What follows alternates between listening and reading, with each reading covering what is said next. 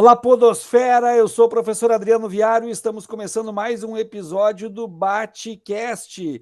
Agradecendo sempre a Great Job Comunicação Criativa, que criou a arte deste canal e que vocês podem encontrar a Great Job por greatjobcomunicação.com.br. O nosso convidado de hoje é idealizador e diretor executivo do Observatório da Discriminação Racial no Futebol. Tem MBA em Gestão Empresarial pela Faculdade de Desenvolvimento do Rio Grande do Sul, graduado em Administração de Empresas também pela mesma faculdade, e tem textos sobre racismo no futebol publicado em diversos jornais, revistas e sites nacionais e internacionais. Perdão, é ainda autor do livro Fragmentos, Contos da Vida Cotidiana. Eu estou falando de Marcelo Medeiros Carvalho. E hoje, junto aqui, mudando um pouco o perfil do episódio, eu tenho o Renato Levin Borges, que vocês já conhecem, é o Need for Speed do Twitter, que vai, junto comigo, fazer esse bate-papo com o Marcelo. Boa noite, Marcelo, tudo bem? Boa noite, Viaro. Boa noite, Renato. Boa noite, bom dia e boa tarde para quem vai nos ouvir, né? Porque o podcast a pessoa ouve quando quiser, então fica o meu alô para todo mundo que vai nos ouvir. Boa noite, Renato. Boa noite, Marcelo, boa noite, Viário, e boa noite pra galera aí que vai escutar a gente, como o Marcelo disse, a qualquer momento. Eu escuto lavando louça, né? Então, talvez mais gente faça isso aí. Eu acho que no trânsito também muita gente escuta. Marcelo, para a gente começar já o nosso bate-papo aqui, eu queria fazer uma pergunta introdutória para ti. Mudou alguma coisa ou não mudou absolutamente nada do início do observatório para hoje em relação ao racismo no futebol? Mudou em relação ao debate da pauta. A gente está vendo a pauta ser mais debatida nos espaços nos veículos de comunicação. Entre torcedores é possível observar o crescimento cada vez maior de coletivos de torcedores que se organizam, sejam eles de mulheres, de negros, LGBTs, para discutir racismo e outras formas de preconceito e discriminação, mas não mudou nada na cabeça de quem comanda o futebol brasileiro. Nesse espaço, o racismo ainda é tratado da mesma forma, ou seja, a gente tem pouca punição, a gente tem poucas campanhas de combate ao racismo, e a gente só vê a movimentação quando existe um caso de racismo e um caso de racismo com grande repercussão. Tirando esse cenário, e a gente também dá para perceber que clubes começam a falar cada vez mais sobre racismo também nas nossas redes sociais. E aí fica aquelas importante ressalva, né? Às vezes essas falas elas são apenas comerciais, não são falas de fato pensadas e voltadas ao combate ao racismo. Renato. Eu ia perguntar, Marcelo, eu acompanho o Twitter do Observatório e o teu pessoal também, e às vezes a gente tem a impressão que essa leniência com o racismo institucional, seja da CBF, seja da Conmebol, seja algo que só acontece aqui. Mas essa semana tu noticiaste o caso do Ajax de Amsterdã, que a torcida, para quem não sabe, há muito tempo canta uma versão da música do Bob Marley, Three Little Birds, que são os três pássaros, né? E aí o Ajax fez uma camisa promocional, né, em homenagem ao reggae, ao Bob Marley, com as cores. E aí, nessa camiseta, tem 3 passarinhos com as cores ali do reggae, que simbolizariam também, de algum modo, teria uma relação com as listras da Adidas. Pode contar, Marcelo, qual foi a tua percepção? Porque a UEFA logo caiu matando, né? Logo puniu. Mas a gente teve a Eurocopa há pouco tempo, com uma série de polêmicas, principalmente com seleções, envolvendo seleções como a Hungria, que tem um governo de extrema-direita, que envolvia homofobia, até mesmo a questão do protesto de seleções europeias contra o racismo, que não teve talvez a mesma resposta. Poderia comentar como tu percebeste isso da UEFA em relação ao Ajax e a Eurocopa e o racismo? Esse é o cenário que eu comentei pro Viar, né? De quem comanda o futebol não entender a importância do combate ao racismo. Porque pensar nos 3 passarinhos, a FIFA foi rápida. A FIFA não, a UEFA, né? Rapidamente disse que o Ajax não poderia usar aquele símbolo. Mas ela não é tão rápida assim quando a gente tem casos de racismo, casos de nazismo e fascismo, como a gente teve agora na Eurocopa. A UEFA demorou horas, né? Demorou dias para fazer um posicionamento, e quando fez o posicionamento daquele jogo, se eu não estou enganado, foi da Hungria, que o jogador fez o símbolo da extrema-direita, ele não foi punido. Ele foi punido porque ele infringiu as regras da UEFA em sentido de falar de política dentro do campo de futebol. E esse cenário a gente está vendo na América do Sul. O Flamengo utilizou nas camisetas o apelido dos jogadores e rapidamente a Conmebol lança um comunicado dizendo que iria punir o Flamengo. Mas para o caso de racismo que houve no mesmo jogo, demorou 3-4 semanas para que a Conmebol comunicasse que vai punir o Olímpia. Uma punição branda. Então a gente está vendo que a questão comercial para essas entidades é muito mais importante do que a questão de combate ao racismo. E até mesmo se nós formos comparar casos de racismo com de nazismo, nós vamos perceber que nazismo, a FIFA é muito mais rápida também. Nós tivemos um jogador que foi impedido de disputar uma Copa do Mundo porque ele fez um gesto, cantou uma música nazista. E para casos de racismo a gente não tem nada nem parecido. Mas aí a gente precisa lembrar, né? Nós não temos negros nessas posições. Nós temos judeus nessa posição do comando do futebol, mas não temos negros. Então, enquanto a gente não conseguir ocupar esses espaços, a gente vai viver sempre da boa vontade de quem comanda o futebol brasileiro ou mundial. E a boa vontade deles é não mexer no bolso dos seus afiliados. Eu até ia falar sobre isso, se havia uma suspeita, porque me parece que é exatamente o caso. Eu sou descendente de judeus que emigraram e parece muitas vezes que a nossa dor, ao fundo, em relação ao nazismo, comove tanto porque ainda estamos tratando de, na maioria, brancos europeus. Nós, judeus, sofremos o Holocausto, mas éramos, na grande maioria, brancos europeus. E aí, em relação ao nazismo, a UEFA é muito rápida, a FIFA também, mas em relação ao racismo, não, como tu bem mencionaste. Eu só fiz esse comentário também para corroborar, como judeu, como descendente de judeus, que eu percebo essa contradição. E aproveitando o ensejo da data, eu vou trazer uma outra pergunta.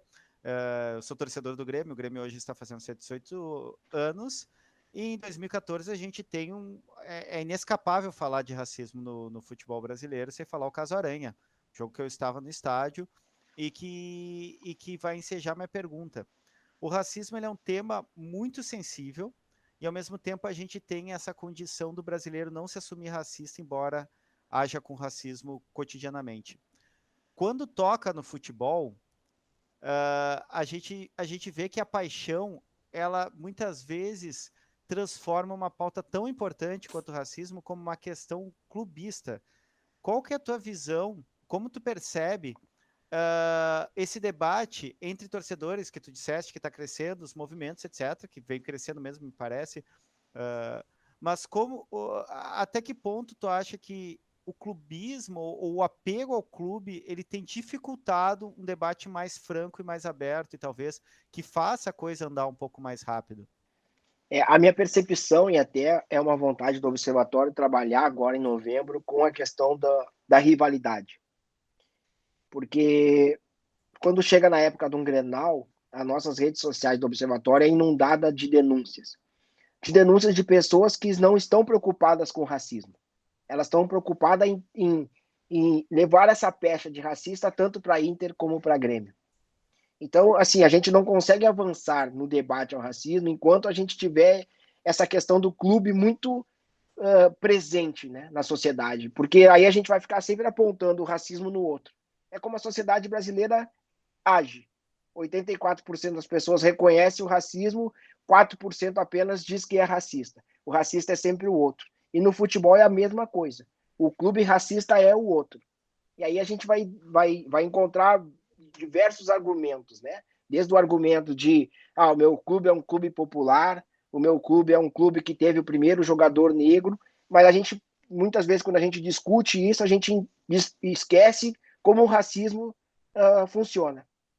Então, o clubismo é isso, é achar que no meu clube não tem racismo. Quando, na verdade, se nós formos pensar nos clubes do Brasil, todos os clubes no Brasil têm problema com racismo. Não tem nenhum que não tenha problema com racismo. Pode ter um ou outro que teve uma atitude antirracista, mas se nós formos pensar, os 20 clubes da Série A, por exemplo, têm administração de um homem branco. Tem na base do comando dos clubes homens brancos.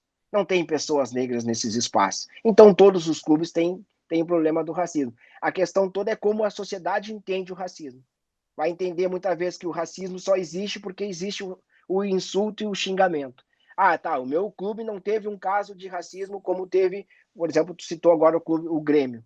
Mas a gente não entende ou não percebe tantos outros casos de racismo que tem dentro de todos os clubes. E aí o clubismo vai sempre impedir que a gente consiga tanto avançar na pauta com os torcedores, como avançar na pauta com os dirigentes dos clubes, que muitas vezes se recusam a falar de racismo, porque o meu clube não tem problema com racismo.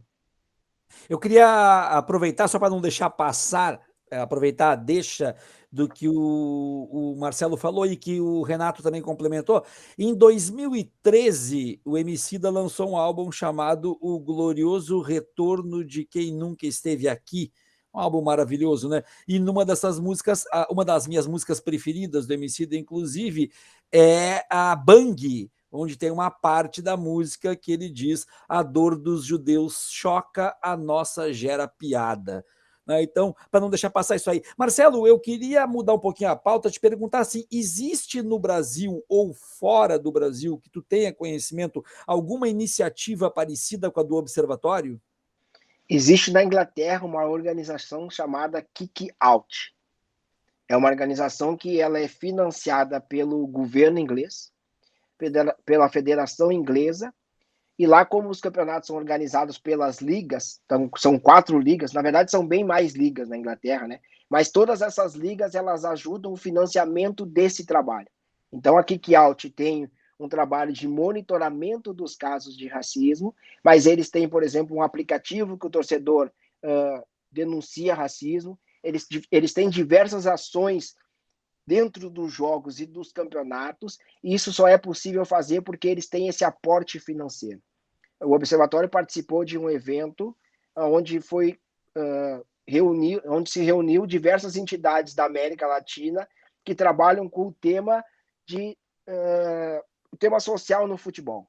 Então a gente se reuniu com entidades argentinas, Uruguai, chilena e tal, mas é muito difícil a gente encontrar nesses países entidades com a característica do observatório para tratar do racismo. Então a gente vai ver esse cenário ele muito presente na Inglaterra. É o trabalho que eu conheço com a Kick Out, e existe uma organização que é parceira da FIFA e da UEFA chamada Fair Networking. E essa organização é a que elabora todos essas campanhas que a gente vê da UEFA e da FIFA, é elaborado por essa entidade chamada Fair Network. São essas entidades que eu conheço que trabalham exclusivamente ou muito em cima da questão racial. E mais uma pergunta, só para depois eu devolver para o Renato a questão. A minha pergunta ela é a seguinte: a gente sabe, a gente vê, pelo menos, que tu tem espaço na mídia com o Observatório, tem espaço entre os clubes com o Observatório, e eu não estou dizendo que esse espaço não é importante, a gente sabe que ele é muito importante. Mas eu te pergunto, esse espaço é somente um espaço ou junto desse espaço tu recebe apoio também para desenvolver esse trabalho? Alguns lugares me dão espaço e o apoio. Alguns lugares já perceberam a necessidade de trabalhar a questão do racismo muito além da questão de comunicação. Então, assim, alguns clubes já procuram o observatório para fazer ações e já entendem a importância de trabalhar essa questão internamente. É a mesma coisa de alguns veículos de comunicação. Mas na grande maioria é um espaço que eu vou porque precisa ter uma pessoa negra para falar de racismo. Não tem nem a consideração de pensar em tratar o tema com os funcionários, com um grande grupo, né, da empresa. Mas a grande maioria eu acho que já vem se movimentando diferente, muito pela pressão que a gente vem fazendo. Quando eu digo a gente, não é o observatório, é a comunidade negra, são os grupos negros, o movimento negro, né? Esse coletivo que vem pressionando para que cada vez mais se fale de racismo, se combata o racismo e se dê a oportunidade de ter pessoas negras nesses espaços. Nesse sentido, Marcelo, A gente teve um caso há pouco tempo, e ele é um pouco emblemático também do cenário político nacional, porque o atacante Celcinho do Londrina sofreu um caso de racismo no jogo contra o Brusque, cujo mecenas, o cara que injeta dinheiro, é o dono da Havan, alinhado, muito alinhado, né, ao presidente Bolsonaro. E o Brusque soltou uma nota após a acusação do Celcinho, que tu deve ter visto, que foi uma nota horrível, acusando mais uma vez mais uma vez, porque eu digo que aconteceu no caso Aranha, de dizer que ele queria aparecer. O crime do Celcinho foi usar um Black Power. Esse foi o grande crime. E ele foi ofendido por causa da pandemia, não tem torcida, ele foi ofendido por um funcionário do Brusque, que curiosamente é um clube que no ano anterior teve um de seus atletas que sofreu racismo, e o próprio Brusque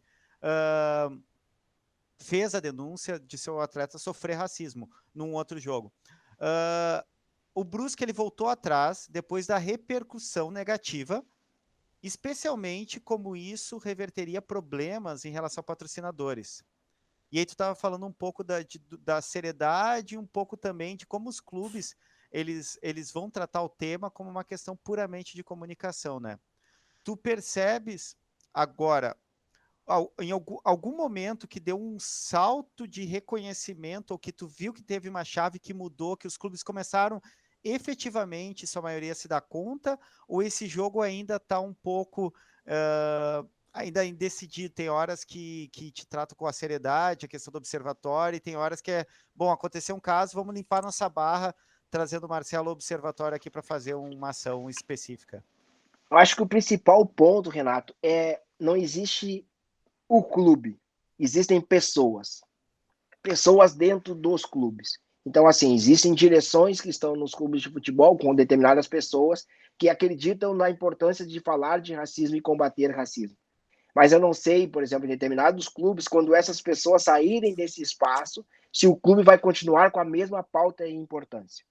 Por exemplo, pensando no caso do Bahia, nós temos lá um presidente hoje que abertamente é progressista, pensa nas questões de racismo, machismo e tal, mas a gente não sabe quem assumir, se isso vai levar esse trabalho adiante. E a mesma coisa é em todos os clubes. Então, é essa pressão popular que eu acho que é essa corda que a gente vem brigando e vem puxando para os dois lados, que ela faz com que alguns clubes repensem algumas atitudes. O Brusque, no primeiro momento, ele teve 24 horas para pensar numa nota de esclarecimento, e aí ele coloca aquela nota. Mas eu acho que aquela nota ali foi muito em cima da possibilidade de ter esse torcedor alinhado à extrema-direita defender o Brusque. Eu acho que a nota foi pensada para esse torcedor. Então nós vamos ter uma parcela da sociedade que vai concordar conosco e vai nos apoiar nessa atitude. E aí ali o Brusque fez um cálculo errado. Porque esse pessoal, ele não olhou para o Brusque. Porque é o que tu falou do clubismo. Tu entende? A questão do futebol muitas vezes leva as pessoas a não perceberem esse movimento político que existem dentro dos clubes de futebol. Hoje nós temos o maior clube de futebol do Brasil, o mais popular do Brasil, com uma direção totalmente alinhada à direita. Mas os torcedores não vão deixar de ser esse clube. Vão continuar torcendo e inclusive, vão apoiar atitudes erradas desses dirigentes. E ali o Brusque fez um cálculo errado.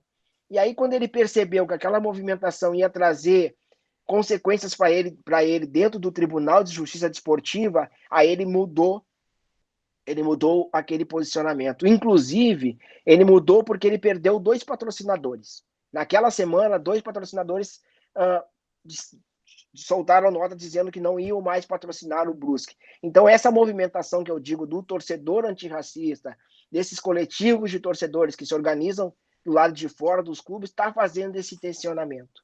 A gente viu isso, por exemplo, no Atlético Mineiro, quando o Atlético Mineiro lança uma linha de uniformes com mulheres de calcinha. E aí os torcedoras principalmente, né, o grupo coletivo da grupo de mulheres do Atlético, força o clube a repensar aquela atitude.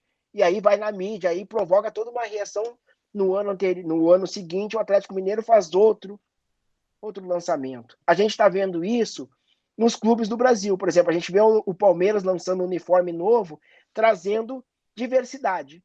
homens, mulheres, brancos, negros, e sendo atacado pelo seu próprio torcedor, dizendo que aquilo não representa o Palmeiras, porque o Palmeiras é um clube de italiano. Então, esse tensionamento ele está existindo. E é importante que ele exista, porque ele vai trazer essas reflexões, vai trazer essa questão de, muitas vezes, o clube, que nem o Náutico, lança uma camisa preta para ganhar, para lucrar com a causa, né? Porque lançou a camisa preta e tal, agora eu sou antirracista. E aí o conselho do Náutico diz não, o clube náutico não vai usar essa camisa. Essa camisa tem a cor preta e o Náutico não veste preto. E aí a gente vai ter ali dentro do Náutico uma crise. E aí nós vamos discutir racismo dentro dessa crise do Náutico. Então, muitas vezes, essas pequenas crises que vão acontecendo fazem com que a gente consiga entrar com a pauta. Porque é o que eu disse antes, mesmo com peças de comunicação, quando ela dá errado, a galera vem e aí é o momento de o clube aprender. Então, ali o Brusque aprendeu na porrada. Ele aprendeu que, cara, não vai dar certo eu atacar o Celcinho, porque eu não tô com a razão. E esse torcedor que eu imaginava que estaria ao meu lado não está. E ali a gente tem uma movimentação muito estranha no Brusque, assim, porque estranha que eu digo é porque uma das notícias que sai é que é o filho do patrocinador master que faz a movimentação ou que exige que o clube faça aquela nota repudiando a primeira nota, né? Então a gente está vendo uma movimentação política muito grande e ali o Brusque é um outro caso da gente pensar também que mesmo um clube não sendo um clube empresa, ele tem uma crise muito grande dentro do clube, porque ele tem esse tensionamento de empresários que já tentaram tirar o Brusque da cidade de Santa Catarina, ameaçando a prefeitura. Então, o futebol, muitas vezes, ele não é só esse futebol jogado dentro de campo. Ele tem todo um tensionamento político que a gente percebe em todos os clubes, né? Daqui a pouco o cara que fez uma boa administração quer ser governador, quer ser prefeito, e aí a gente vai ver toda uma movimentação diferente dentro do clube de futebol que muitas vezes o torcedor não percebe, mas ele tá fazendo parte de uma grande armação, digamos assim, que ele está sendo usado, né? E o Brusque ali tentou usar essa força política e não deu certo. Marcelo, as impressões que nós temos da divisão do país em relação aos percentuais de racismo, tu consegue mensurar isso por levantamentos do observatório? Ou seja, a gente tem mais casos na região sul, a gente tem mais casos no Nordeste, ou os casos são equilibrados, é tudo a mesma coisa? Tu já tem alguma coisa de dados em relação a isso? Tem. Dos 6 relatórios que o observatório lançou até agora, em 4 deles, se eu não estou enganado, 4 ou 5, o Rio Grande do Sul é o estado com o maior número de denúncias de casos de racismo. 2019, que foi o ano que mais teve denúncias de casos de racismo, que foram 67, 19 dessas denúncias ocorreram no Rio Grande do Sul. E aí, dentro dos programas de debate esportivo, quando vai se debater o estado do Rio Grande do Sul e esses dados do observatório, eu já ouvi alguém dizer que não, é que o observatório é no Rio Grande do Sul. Então ele consegue acompanhar mais casos daqui. E aí, logo em seguida, sai um Atlas da Violência, e esse Atlas da Violência traz o cenário dos casos de racismo fora do futebol, e é um Atlas nacional, e o Rio Grande do Sul é o estado com maior denúncias de racismo e injúria racial do país. Então, assim, a percepção do observatório, ela acompanha a percepção da sociedade brasileira. O sul do Brasil, infelizmente, é um estado onde a gente tem maior número de denúncias de racismo. Se é um estado mais racista ou não é um estado mais racista, é mais difícil de mensurar. Mas se a gente for se basear nos dados, é o Rio Grande do Sul, Santa Catarina, os estados com maior número de denúncias de racismo no Brasil. Renato. Eu vou colocar aqui numa posição um pouco difícil para o Marcelo pelo tipo de pergunta, mas eu acho que vai ser interessante. Voltando ao caso Aranha, porque eu acho um caso emblemático não só por ser torcedor do Grêmio, mas porque, de certa maneira, disparou na grande mídia esse debate. Esse debate ele passa, parece que a partir desse momento de 2014, a se cada vez mais se espalhar. Mas a questão é, a punição, como foi pensada, a gente tem a individualização da culpa numa menina, que não era a única que estava cantando. Eu tava naquele setor, inclusive. Eu sei que não era a única. Mas está focado nela. Ela é culpabilizada. e o clube ele perde os pontos, uma punição esquisita, porque volta atrás, enfim, o Grêmio ia ser eliminado de qualquer jeito, estava perdendo em casa, possivelmente não viraria lá na Vila Belmiro contra o Santos, né? Aquilo ali foi o modo de punição daquele momento, que ficou muito marcado de só puniram o Grêmio foi eliminado e só foi a menina. Por que numa saia justa? Como tu pensaria, Marcelo, uma punição que não ficasse preso ao episódio como ficou? Porque ficou muito preso no episódio e numa pessoa. Como tu acha que poderia ser, não digo deveria, porque é uma coisa muito dura, mas como que se pensaria algo para não ficar só no episódio e marcado numa pessoa ou duas? Teve mais 2 torcedores que foram identificados, etc. Ali, Renato, para mim, assim, a grande culpa desse processo todo, que a maioria das pessoas tem a percepção que o Grêmio foi o único clube punido de forma dura pelo tribunal, isso passa pela mídia. Porque se nós analisarmos 2014 o esportivo, né, do Márcio Chagas, do caso Márcio Chagas, teve a mesma punição do Grêmio, no sentido de teve multa financeira e perda de pontos. Inclusive, o esportivo vai acabar sendo rebaixado. A questão toda é a maneira que a mídia coloca o caso, e aí, primeiro, pontuando que a racista ali era a Patrícia, a única pessoa que estava fazendo o gesto e não era. E aí a mídia coloca também que o único clube punido de forma severa pelo Tribunal de Justiça foi o Grêmio em 2014. E aí não é uma verdade. E aí, por exemplo, quando muita gente diz, o Grêmio foi excluído. Não, o Grêmio não foi excluído. O Grêmio perdeu pontos. E justamente o Grêmio brigou no tribunal para não ter essa palavra, né? Excluído do campeonato. No primeiro momento, a decisão do tribunal era pela exclusão do Grêmio. Mas a exclusão do Grêmio ficaria esse peso de exclusão. Então, politicamente foi ajeitado para perda de pontos. Assim como foi o caso do Esportivo. Assim como foi o caso do Juventude em 2005 com o Paulo César Tinga. A questão toda é como a mídia trabalha esse caso. E como esse caso vai repercutir dentro do clube. Como as pessoas do clube vão falar sobre esse caso. Porque assim, vamos lá, né? Já que a gente entrou nesse jogo, a gente pensar, se eu disser que eu fui o único prejudicado da ação, a sociedade daqui a pouco vai entender eu como o único prejudicado e num próximo julgamento o juiz vai me olhar de forma diferente. Então muitas vezes vai me beneficiar eu dizer que eu fui o único prejudicado numa ação, num caso de racismo. Então, a maneira que a mídia trabalha o caso, que eu acho que a gente fazer espetáculo só da dor. Porque daí tu fala bastante, por exemplo, pegando o caso do Márcio Chagas, tu fala bastante do caso Márcio Chagas. 5 anos depois, quando o Márcio ganha na justiça do esportivo, e o esportivo é reconhecido pelo ato racista, sai uma nota de rodapé. Então, a gente tem a falsa impressão que ninguém mais é punido por racismo no Brasil. 2014, dos casos que o Observatório acompanhou, dos 20 casos, em 9 ocorreram punição. Então, não foi o único caso. E assim, em 2014, aquele caso do Aranha não foi o único caso envolvendo o Grêmio. No início do ano, teve o caso do Paulão, que o Grêmio também foi punido. Então, assim, a maneira que tu trabalha essa informação de mídia, ela leva ao torcedor, que aí já pensa com o coração e não com a razão, a entender que aquilo passa a ser uma verdade. Então, o Grêmio passa a... Muitas vezes eu ouço as pessoas dizendo que o Grêmio foi o único clube punido com perda de pontos na história do Brasil. Não foi. E ali eu acho que o tribunal perdeu uma oportunidade de tratar os casos de forma mais séria a partir daquele caso. Hoje, quando tu começa a acompanhar o que aconteceu de 2014 para cá, tu vai ver que o tribunal é cada vez mais brando. O tribunal cada vez pune menos.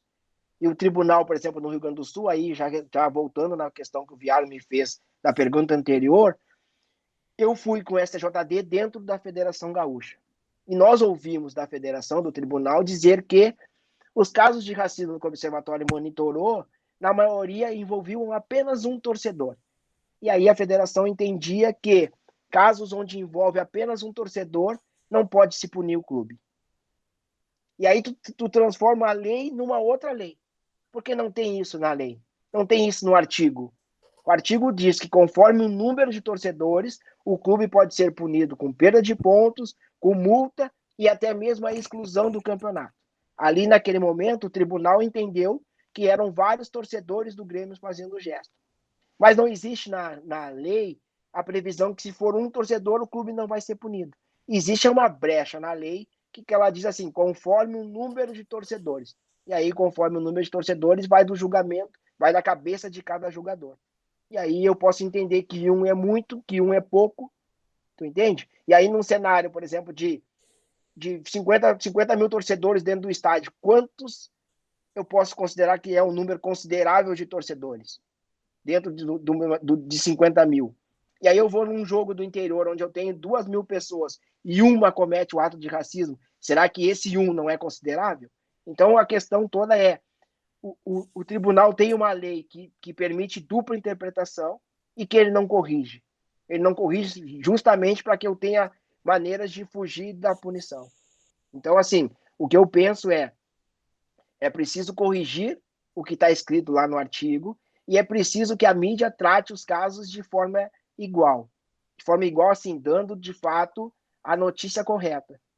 Porque senão quem está lendo a informação, quem está recebendo a informação, vai ficar com essa informação que a grande maioria tem, que o Grêmio foi o único clube punido em 2014. Partindo do ponto de que a gente sabe e discute há muito tempo sobre as subjetividades do racismo e sabendo que o racismo está enraizado na sociedade até por toda a nossa história e pelas marcas que a nossa história trouxe, não só a partir da escravidão, mas também antes da escravidão, quando começa todo o comércio, eu acho muito difícil, Marcelo, e estendo também para o Renato, que a gente consiga, e eu sei que esse é um tema polêmico, eu sei disso, mas esse é o objetivo, que a gente consiga abrir qualquer tipo de discussão dizendo que um clube é mais racista do que o outro, ou que um clube tem racismo e o outro não tem. Eu tenho uma implicância muito grande quando as pessoas entendem que a camisa de um clube transforma a pessoa em racista ou não racista. Eu sei que, na verdade, existe um capital simbólico muito grande na camisa que faz com que um racista se sinta constrangido dependendo da camisa que ele está usando ou menos, ou seja, a partir do momento que ele bota aquela camisa, ele deixa de ser racista por 90 minutos e depois ele volta a ser. Então, no máximo que acontece é isso, no máximo é isso que acontece, não tem, até porque eu costumo fazer uma ironia com algumas pessoas e as pessoas não entendem a minha ironia nunca. Eu digo para elas assim, aqui no Rio Grande do Sul, então basta exterminar todos os gremistas que acabou o racismo. E eles não conseguem entender, eles dizem, que absurdo, tu tá pregando o extermínio, coisa. Eu falei, se não conseguiu entender, eu não tenho mais o que fazer. Mas é isso que parece para mim, que basta exterminar um lado que acabou com o racismo. Mas quando a gente sabe que, na verdade, ocorre inclusive dentro dos dois estádios. Inclusive. E aí é que eu trago para ti a discussão, Marcelo, e também depois peço uma réplica do Renato. A gente fica sabendo com frequência nos bastidores de casos de racismo ocorridos dentro do estádio do Internacional. A gente fica sabendo do caso Fabrício, da mãe do Paulão, enfim, a gente fica sabendo. Mas por que na mídia não aparece com a mesma intensidade os casos de racismo de um lado e de outro? O caso de 2014, para mim, ele traz um marco muito grande na questão do racismo no Rio Grande do Sul, falando em mídia esportiva. Por exemplo, a semana retrasada, eu acho que saiu uma matéria no Globo Esporte, no Esporte Espetacular, no Globo Esporte, acho que foi para Rio de Janeiro, São Paulo, Nordeste, Norte, aonde eu falo do caso Celcinho. Essa matéria não sai do Rio Grande do Sul. Outras tantas matérias que eu participo falando de racismo saem no Esporte Espetacular para todo grade, não sai no Rio Grande do Sul. Por quê? Porque aqui a gente vai fazer o seguinte, então, não vamos mais falar de racismo. Para não trazer a grenalização, a gente não vai mais falar de racismo. Vamos fazer de conta que o racismo não existe, ou vamos falar quando for um caso que está dando uma repercussão muito grande, a gente vai lá e dá uma nota. Então, assim, o não falar de racismo faz com que os casos de um lado ou de outro, eles não saiam na mídia. A gente, ao longo do trabalho do Observatório, tem inúmeros casos dentro dos relatórios que aconteceram dentro do Beira-Rio. Tá lá dentro do relatório. Basta abrir que tu vai encontrar caso, desdobramento dos casos, julgamento dos casos, punição dos casos. Mas até mesmo essa informação, a gente é atacado dizendo que a gente não fala dos casos do Inter. Mas eu falo, o caso do Inter está dentro do relatório. Eu não posso trazer ele para. Eu não posso invadir um programa esportivo e, olha, eu quero falar desse caso. Eu vou noticiar conforme ele está sendo noticiado. E eu não protejo um lado ou outro lado. Eu acho que essa questão da rivalidade Grenal aqui, ela é tão pesada que dentro das redes sociais eu já fui acusado de gremista, porque eu não falo dos casos do Inter, e de Colorado, porque eu não falo mais dos casos do Grêmio. E aí eu digo para as pessoas, eu não falo porque esses casos não são noticiados. Os casos que eu recebo no Twitter, no Instagram, no Facebook, de torcedores xingando um lado ou outro, eu não levo eles para o site. Primeiro que o peso maior dele é pensar em grenalização, não é no combate ao racismo. Segundo, que eu não tenho certeza que aquilo aconteceu. E o pior fator do racismo para mim no Brasil é que o racista ele pode sair de uma situação que a gente provou que ele foi racista, ele pode sair dessa situação ileso e eu que acusei ele de racista ser processado. Então o que as pessoas não conseguem entender muitas vezes é que eu não posso falar algumas coisas porque eu vou correr o risco de ser processado. Já fui avisado né? Porque é isso, assim, falar de racismo é receber aquela ameaça velada, aquele telefonema, aquela postagem na rede social, aquela pressão de torcedor, sabe? Aí uma pessoa chama uma massa de torcedores para atacar o Observatório ou para atacar o Marcelo de forma pessoal.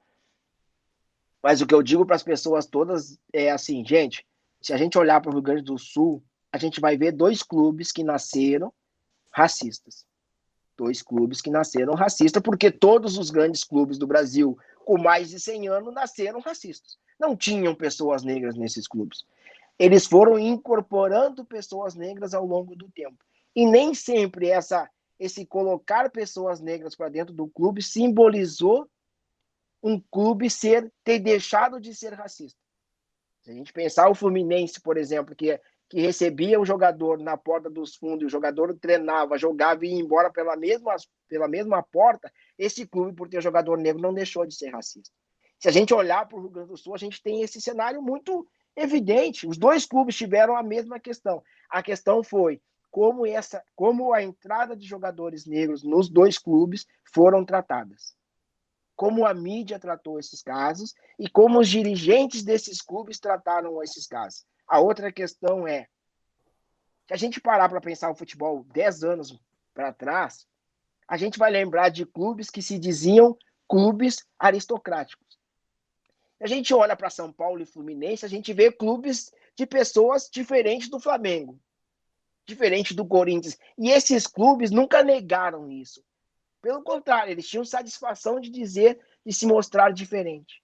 Agora, de 2014 para cá, todo clube quer buscar numa fotografia a presença de um jogador negro. Eu recebo diversas mensagens de torcedores do Fluminense dizendo que a história do pó de arroz nunca existiu. O Carlos Alberto sempre foi bem recebido no Fluminense, que aquilo era um pós-barba que ele passava, que não era para esconder a sua negritude. E aí a gente vai começar a viver uma outra realidade, que é uma realidade paralela. De que nenhum clube mais no Brasil foi racista. Todos eles tiveram pessoas negras ao longo do tempo e que as pessoas que não entraram. Entendeu? É nós que não queremos entrar. Assim como eu digo, aonde estão os conselheiros negros dentro da dupla Grenal? E aí alguém vai me puxar, tem o fulano, tem o Beltrano. Não. O fulano e o Beltrano são a exceção que confirmam a regra.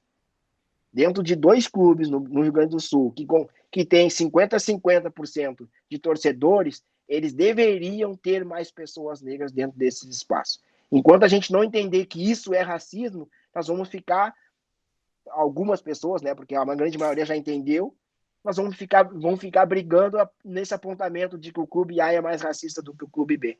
Sendo que nos 2 clubes eu tenho casos de racismo acompanhados, noticiados, e dentro dos dois clubes eu não tenho a presença de pessoas negras. Eu acho que a minha contribuição ela pode vir mais da minha experiência como torcedor gremista praticante. Eu digo que eu sou gremista praticante porque eu tomo chuva, tudo o que for para ir em jogo. Acho, Viário, que tu coloca muito bem essa questão de determinadas camisas, parece que o pessoal se sente mais permitido ou menos permitido a ser racistas. Mas tem algo que eu aprendi como um homem branco, que eu aprendi com os movimentos negros, pensadores e pensadoras negras, que o racismo ele não é individual, ele é estrutural. E quando a gente cai no clubismo, tem muita gente com uma cabeça muito boa que quando cai para a grenalização, transforma um problema que é estrutural num problema individualizado, que aí faz sentido a piada do Viário, a ironia, né? Que eu, inclusive, completo, né? Se acabar com o racismo, acabar com os gremistas, a homofobia acabar com os colorados. E aí não sobra ninguém. Mas, quer dizer, tem nos dois lados. A minha experiência de torcedor é que essa individualização, além dela ser muito benéfica para a perpetuação do racismo, porque assim, tu puniu a Patrícia, acabou. Tu tirou 3 pontos do Grêmio, acabou. Ela é ruim também para aqueles de nós que estão tentando batalhar essa questão, porque eles entendem o quê? O que a gente escuta? A gente que está problematizando o racismo, homofobia, LGBTfobia. Isso é coisa da mídia, vocês são colorados, porque ficam dizendo que só o Grêmio é racista, quer dizer, o clubismo puxa para uma individualização que a gente não consegue trabalhar essa questão, porque do nosso lado vai ter gente já se sentindo muito ofendida pessoalmente porque atacou o Grêmio, portanto me atacou, e o Grêmio é quase um deus na Terra, não pode ter feito nada errado, e torcedores rivais que ficam reafirmando, vocês são o time dos racistas e nós não somos. Isso é contraproducente, inclusive para nós torcedores, quando a gente quer batalhar dentro, que o problema ele é estrutural e não individualizado. A gente tem episódios, mas o problema ele é estrutural. Ele é um problema da sociedade. Ele é um problema que, como gremista, a gente tem que admitir. Eu acho que isso é muito problemático, que começou a acontecer que assim, procura uma foto do Grêmio de 1925. Tem um negro lá. Olha só, o Grêmio não é racista. Não, peraí. Tu tem uma história de racismo, de impossibilidade dos negros participarem do Grêmio em cargos de direção até hoje. Se tu olhar as famílias que estão no conselho do Grêmio, são famílias de gente branca, rica, assim, vou chutar o número, mas 80% as mesmas famílias se tu olhar 50 anos atrás. O sobrenome é o mesmo, e é a mesma galera. Quer dizer, tu pegar essa coisa que em inglês vai chamar de token, tu vai lá e olha, tem uma foto do Grêmio de 1932, aí tem um negro, acabei de provar que o Grêmio não é racista. Não, isso não ajuda em nada, isso até atrapalha, porque faz com que a gente não veja que o clube é filho de um tempo histórico, de uma sociedade profundamente racista, de uma sociedade estruturalmente racista. E aí, a minha percepção como torcedor é, toda vez que a mídia individualiza, que o torcedor do próprio clube ou rival individualiza, a gente fica, parece que, andando em círculos. E a gente não olha para o problema, a gente não olha para a coisa. Porque uma coisa é eu ver um episódio e perceber, olha, isso aqui é um reflexo. Outra coisa é eu ter a dimensão que meu clube ele tem ainda problemas muito grandes de acesso às pessoas negras. E que meu clube, eu como um torcedor branco, eu tenho que estar sempre me dando conta se eu não estou cantando uma música que é racista, se eu não estou tendo um ato racista, e se eu não estou me dando conta que todos os grandes clubes, eu vou afirmar isso taxativamente, todos os grandes clubes brasileiros, tu olha para a arquibancada, há um embranquecimento, uma elitização, principalmente a partir das arenas da Copa de 2014. Quer dizer, que no discurso fica muito bonito, meu clube é popular, meu clube não tem racista, tu olha na arquibancada, as pessoas negras que tu encontra, elas estão trabalhando.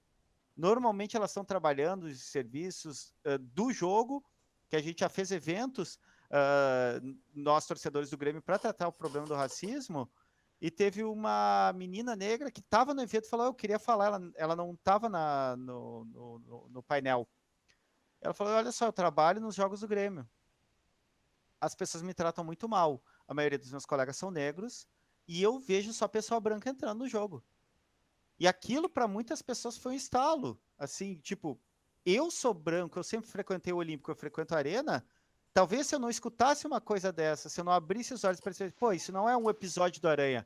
Eu não tô vendo muitos torcedores gremistas negros, como eu via no Olímpico nos anos 90, e que já tinha uma distinção, não era o mundo da igualdade também.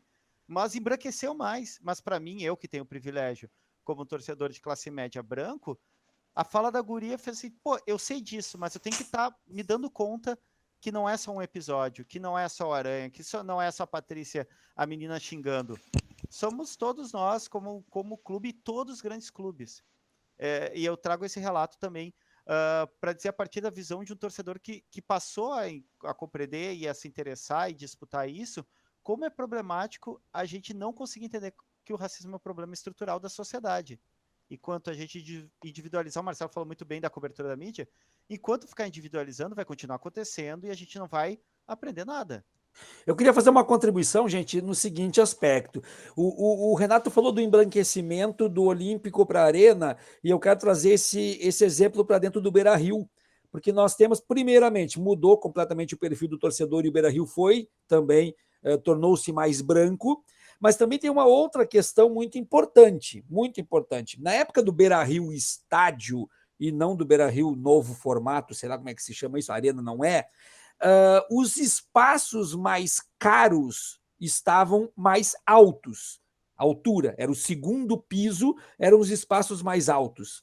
E os espaços mais baixos, sobretudo a Coreia, nem vamos dizer isso, mas a geral, os mais baixos eram os mais baratos. Hoje inverteu isso. Então, hoje, quando um jogador do Inter faz o gol e vai comemorar na mureta, aquele cara que está ali na mureta é o cara que paga o ingresso mais caro. Logo, é só branco. Hoje, o negro, quando está dentro do estádio, ele está vendo de binóculo, lá em cima. Quando na época, nos anos 90 e 80, lá em cima era o mais caro, até por uma questão de visão melhor do campo, era onde estavam as cadeiras, era onde tinha os melhores banheiros, e também uma questão simbólica de que eu estou acima de vocês e vocês estão lá embaixo. Quando o estádio deixa de ser estádio Beira-Rio e passa a ser uma concepção de teatro, quais são os lugares mais baratos do teatro e quais são os lugares mais caros do teatro? A gente só vê branco abraçando o jogador e branco colado na mureta. E aí, Renato, eu não quero grenalizar, mas eu acho que identificar um branqueamento no Beira-Rio é mais grave do que identificar um branqueamento do Olímpico para a Arena. Porque daí é o clube que sempre teve nas fotos de gols por causa da Coreia e da geral, os negros, ele tem agora aquele pessoal que antes dos novos estádios ficava em casa na TV a cabo, vendo o jogo no conforto do seu lar, porque o banheiro era ruim, porque o concreto era gelado, porque não tinha um serviço, e agora ele se sente no teatro do Bourbon Country, vendo futebol. Se o pessoal do Bourbon Country ficar bravo, eu mando um abraço, fica com patrocínio gratuito, não tem problema nenhum. Mas é isso que acaba acontecendo. E eu tenho que aproveitar agora para passar a última consideração do Renato e depois deixar o maior tempo das considerações finais pro Marcelo. Renato, a palavra é tua. Bom, eu vou agradecer o convite, Viaro, mais uma vez, e falar e ouvir o Marcelo, né? Sempre muito bom ouvir falar com o Marcelo. A gente se encontrou muitas vezes aí pela vida e faz um trabalho muito necessário. Eu imagino, eu sempre fico perguntando assim, pô, mas o Marcelo não fica desesperançoso, sabe? A coisa parece que não anda e volta e o pessoal retrocede, mas tá aí na luta, assim, minha admiração aqui já deixo pública. Obrigado pelo convite, Viário, pessoal que escuta aí, muito obrigado também, Marcelo, por essa oportunidade. Sobre o não desistir, né? Vou começar puxando esse gancho que tu me deixou.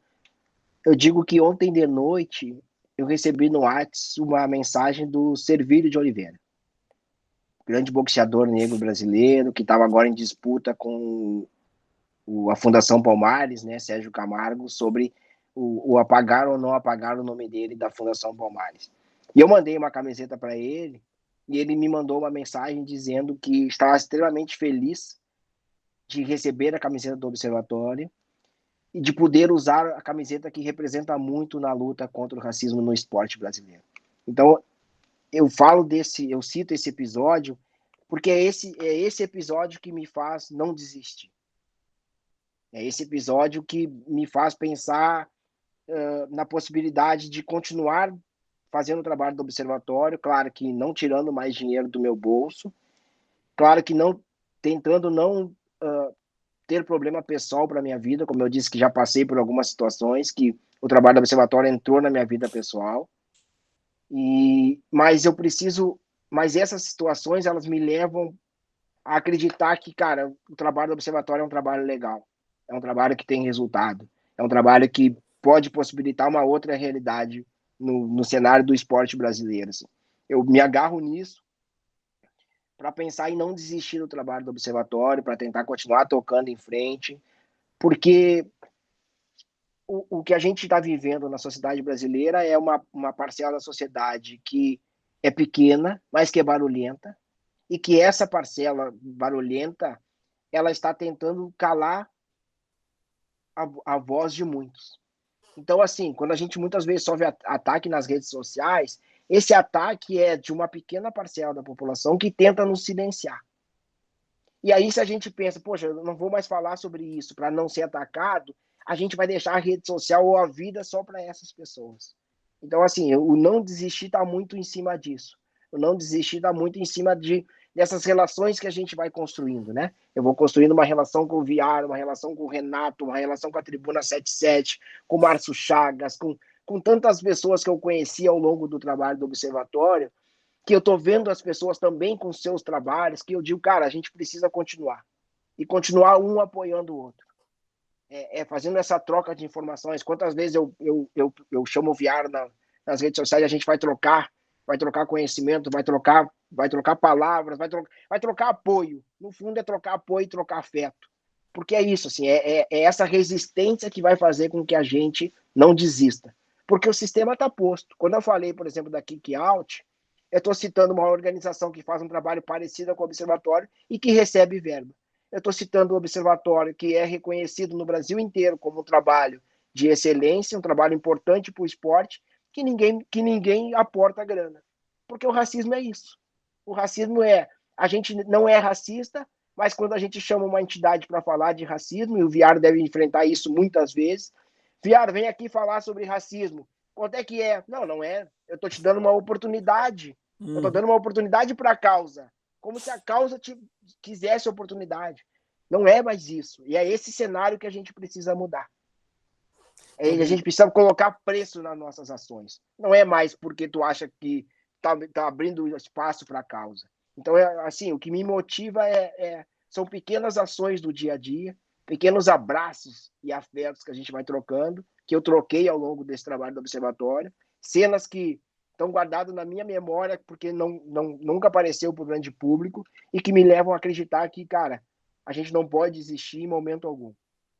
Esses malucos estão aí e o que eles querem é acabar, é exterminar com uma população ou que a população simplesmente se curve ao delírio deles, né? E a gente tem que pensar, a gente tem que resistir, a gente tem que lutar por feijão, por educação, por universidade, sabe? Ou a gente vai sucumbir de vez. Assim. Então, o trabalho do observatório é muito baseado nessa resistência e no acreditar que a melhor coisa que a gente pode passar para os nossos filhos, para os nossos primos, né, para essa geração mais nova, é o nosso exemplo. E esse nosso exemplo de luta, de determinação, de briga, né? Eu brinquei com o Viário uma vez, cara, tu vai participar de um programa que tem um cara que nunca, não, sei lá, para mim ele não sabe discutir, não sabe conversar, tem que ter coragem. Ele diz, cara, eu vou lá. E é isso, tu pensar nesses exemplos para pensar, poxa vida, cara, todo mundo vai apanhar um dia, eu vou apanhar também e vou entender que muitas vezes a crítica não é pessoal, a crítica é ao trabalho, o trabalho não é o Marcelo. Então, isso eu acho que é importante a gente sempre pensar. E pensar nessa questão da granalização é pensar nisso, né? Eu vivo no Rio Grande do Sul, um estado extremamente racista, um estado extremamente que chimangos ou maragatos, é colorado ou é gremista. Vai chegar 20 de setembro agora e todo mundo tem que botar bombacha, e eu digo, não voto, não canto mais o hino, e aí a gente vai estar lutando contra o sistema que diz que o errado sou eu, né? Que a Revolução Farroupilha foi algo maravilhoso que a gente deve comemorar, e a gente não deve comemorar. Infelizmente, nosso tempo acabou. Eu queria ilustrar em cima do que o Marcelo disse, que é sempre uma dificuldade conseguir pagamento, cachê para fazer palestra sobre racismo. Lembrando um caso que o nosso amigo Márcio Chagas pode confirmar. Eu e o Márcio Chagas fizemos palestra sobre racismo num colégio particular de Porto Alegre e eu ganhei cachê. O Márcio Chagas nem sabia que existia cachê, ou seja, aí ainda há divisão de brancos e negros. Eu agradeço ao Renato Levin Borges e eu falei com o Marcelo Carvalho. Eu sou o professor Adriano e esse, Adriano Viaro, esqueci meu sobrenome, e esse foi o Batcast. Sigam o Batcast, assinem o Batcast, compartilhem o Batcast. Tchau, tchau!